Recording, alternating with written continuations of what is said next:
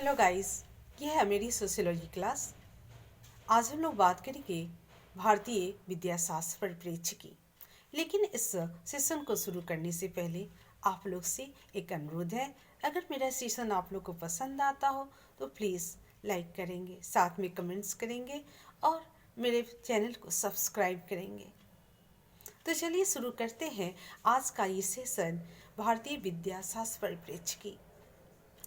भारतीय विद्या से प्रभावित होकर बहुत से विद्वानों ने भारतीय विद्याशास्त्र परिप्रेक्ष्य की समर्थन किया है और उनका कहना है कि अगर भारतीय समाज को समझना है तो भारतीय विद्या परिप्रेक्ष्य की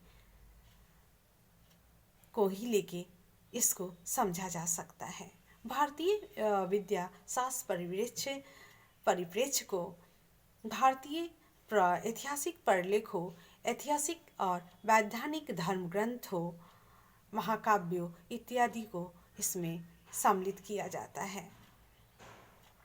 भारतीय विद्या शास्त्र परिप्रेक्ष्य को अगर हम समझें तो भारतीय समाज को भी समझ सकते हैं, क्योंकि भारतीय समाज की अपनी संस्कृति है, अपना एक संगठन है, अपना एक समाज है।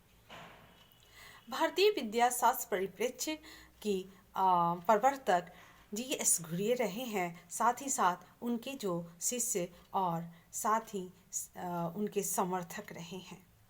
साथ ही जी.एस. घुरिये ने विद्याशास्त्र परिप्रेक्ष्य को देखते हुए अपने बहुत सारे शोध को किए हैं, जिसमें कि जाति व्यवस्था, नातेदारी, धर्म इत्यादि प्रमुख रहे हैं।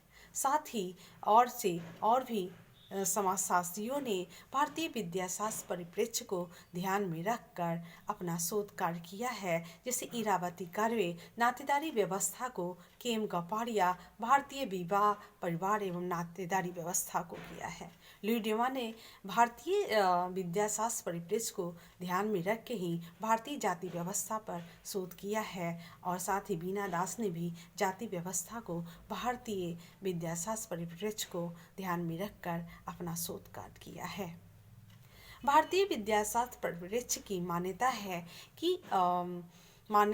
कि जो भी भारतीय समाज के बारे में जानकारी प्राप्त की जाए वो भारतीय विद्याशास्त्र परिप्रेक्ष्य को अपनाकर, और यह तभी अपनाया हो सकता है जबकि हम भारतीय ऐतिहासिक प्रलेखों, वैधानिक महाकाव्यों और धर्म ग्रंथों का अवलोकन करें, क्योंकि यह हम भारतीय समाज की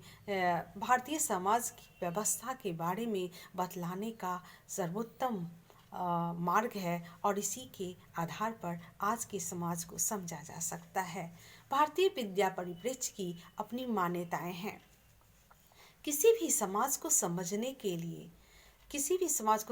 के लिए उसके ऐतिहासिक धर्म ग्रंथों और पुस्तकों, प्रलेखों पर को समझे बिना नहीं समझा जा सकता।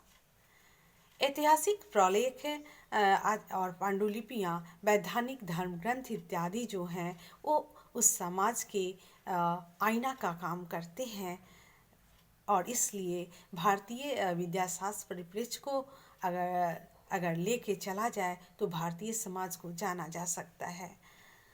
भारतीय समाज की नैतिकता के पुनर्स्थापना के लिए भी भारतीय विद्याशास्त्र परिप्रेक्ष्य को अपनाना जरूरी है, क्योंकि भारतीय समाज जो है वो अपनी पौराणिक जो भी पांडुलिपियाँ हैं उस पर ही काम करते हैं, और हमारा भारतीय समाज जो है उसी पे टिका है। किसी भी तरह के समाज में सुधार के लिए भी भारतीय विद्या परिप्रेक्ष्य को उपयोग में लाया जा सकता है और अपनी नीति में सुधार किया जा सकता है। भारतीय समाज के विकास के लिए भी अगर विकास का आंकलन करना है तब भी भारतीय विद्याशास्त्र परिप्रेक्ष्य को ध्यान में रखना होगा, क्योंकि उसी के आधार पर हमारा विकास की प्रक्रिया आज यहाँ तक पहुँची है। इस तरह हम देखते हैं कि भारतीय विद्याशास्त्र परिप्रेक्ष्य अपने आप में एक मूल्यवान और मार्गदर्शक मार्गदर्शक परिप्रेक्ष्य है जिससे कि भारतीय समाज को समझा जा सकता है। धन्यवाद।